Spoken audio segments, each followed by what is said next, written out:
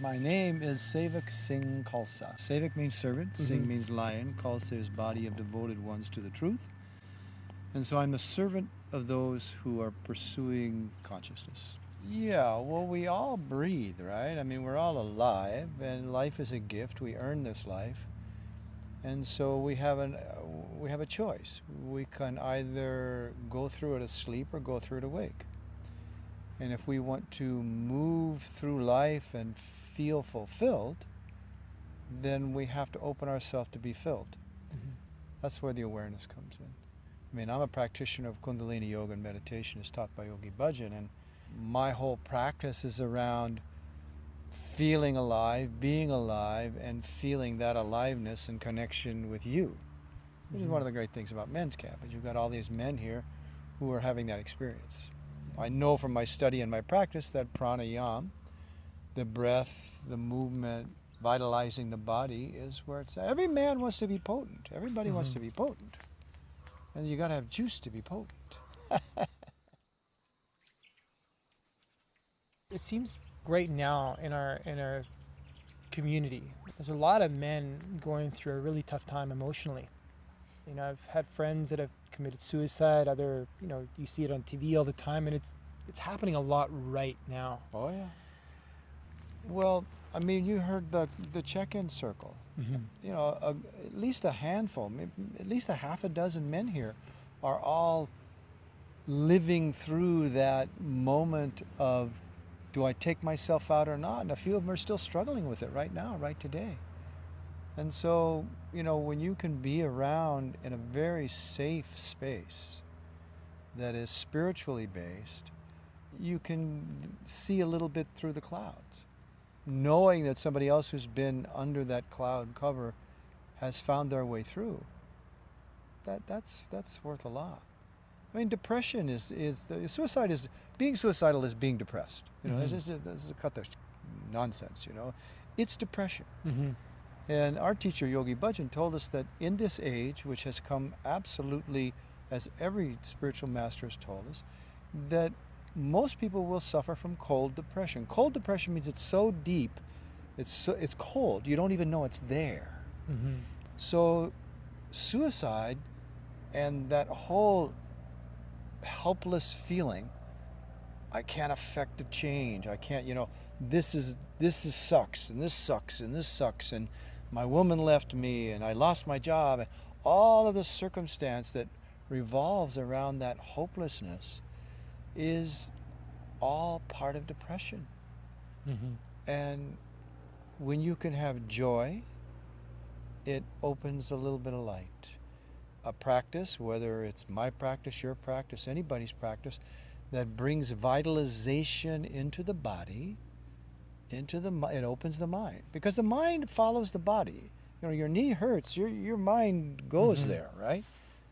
And so here in this environment for 5 days, we do a lot of physical stuff, we do a lot of mental stuff, and above all, we do a lot of heart-based communication.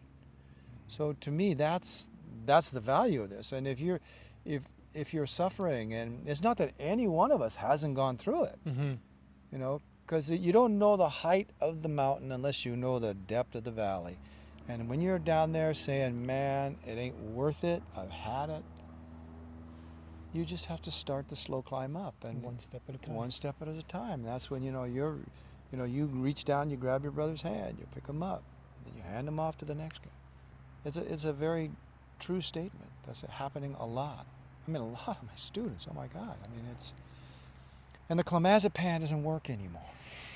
You know, it doesn't. You know, all of these things that, well, we're going to tweak the serotonin, melatonin, enzyme balance on the brain. We're going to just tweak that a little bit. Just a little bit. We're going to tweak it a little bit. You know, microdose. You know, we're just going to.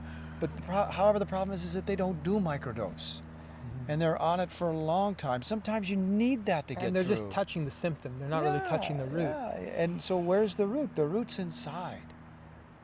So that's the spiritual practice. And people are spiritually bankrupt. I mean, you know, I'm 65 years old. In 1 month, on 9/11, I'm turned 65, right? Man. For the first portion of my life, I was never told that my soul resided within and that I could have a relationship with my spirit, that I could choose to unify myself in some fashion and get juiced, get high. What do? Man, we smoke dope. But it's not like today's dope. Oh my God, it's a different world, whole different thing, right? You're not organic anymore, you guys, you girls doing this. We microdose, we tweak the all brain. bullshit. That's all you know why? Because it's all genetically engineered. Yes, of course. It's a bunch of frustrated females sending out if there was one speck of pollen in the air, that's the whole point. That's what they're doing. That's what plants are doing. So what's being done, what's being consumed now has so much THC in it that is not the medicinal aspect of the organic plant. But in my day, it's like ayahuasca, it's like Canadiawana. It grows on the side of the road. But it was an elevated feeling, right? So we displaced our enzyme balance, and it was like, wow, there's something more than what they're saying there is. And I was very blessed because I found my teacher, I found my practice, and I could get high, and I still do. I told you the other day, if I don't get high, if I don't get a little bit stoned every day by elevating myself, vitalizing myself, and when I say stoned, what is that? That means that I'm reconfiguring the cerebral spinal fluid in my body that wraps my brain. We just did your practice. In your practice, you said... Oh, the skull, Kapalabhati? Yeah. How did you translate? The shiny skull. Shiny skull. Yeah. Right? Everybody deserves a shiny skull every day. Because then you get up. And you get vital. And when you get up, you stop being depressed. Depression is when the weight of the world is on you, pushing you down, and you create a depression in earth. And that's our life, When you create a depression in your life, you stop owning your life.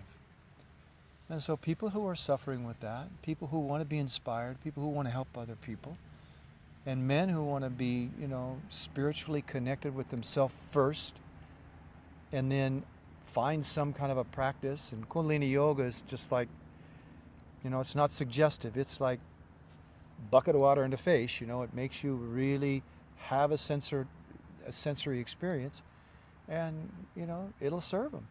Come on down. Come on down. Pranayam's very important. The mindfulness is very important.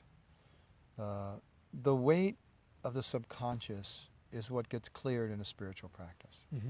When we don't complete a thought, then it sticks to us. And then we have, just like Ramati, oh man, that organizational aspect that he brought in that class yesterday, it's so spiritual because you got to clear the decks. Yeah.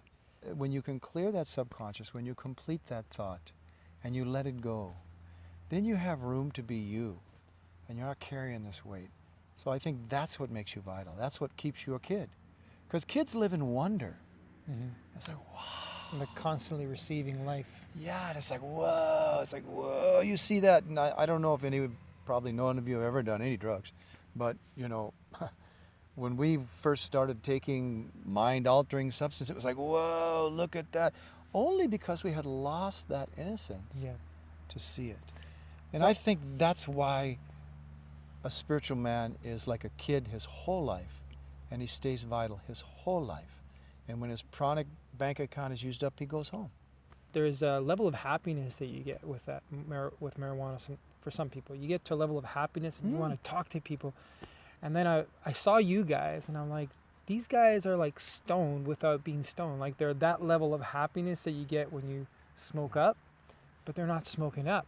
So the level of creativity that can be accessed must be through the roof. Well, it's a whole different... I make my living in the arts. I mean, that's I'm a full-time teacher and also highroadcustom.com. The thing about it is that the reason that I really devoted my life to the practice is that I can be high and not get stupid.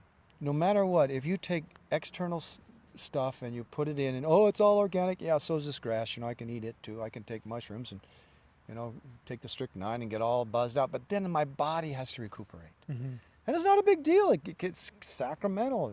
Do what you want. If you want to feel good every day, you can't be recuperating every day.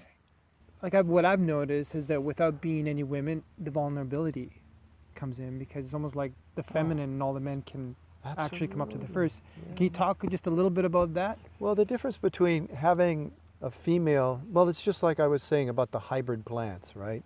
If you're trying to, when they hybridize a plant, they separate the male and the female. And when there aren't women around, men have the opportunity to just be who they are. There's no competition. I mean, it's a biological imperative, yeah, sure. you know? I mean, Survival. there's a biological imperative. Soon as a female comes, you're going to relate to it. And it all starts in the root brain. Well, this is programmed into us in the first 11 years, right? 7, 11, 18 years. And that takes a lot of work to overcome. I mean, you know, that's one of the reasons people do a practice, is to reformat and reframe, to realize that you don't need to compete like you're a 13-year-old when you're 23 years old. And that's a beautiful thing about men's camp, is that glitch in each of our individual programming that we each individually get to work through doesn't have to come up. All of us, same thing, you know? So I think it's very, very, very beneficial that it is men for men, you know? And the support is huge. That's awesome. I mean, I live a relatively full life. I do, my schedule's full. And the thing that I put on my schedule first is men's camp. Every year. Every year. Awesome. Thank you so much Okay, for so your now- time. Good. Come to camp. Thanks, brother.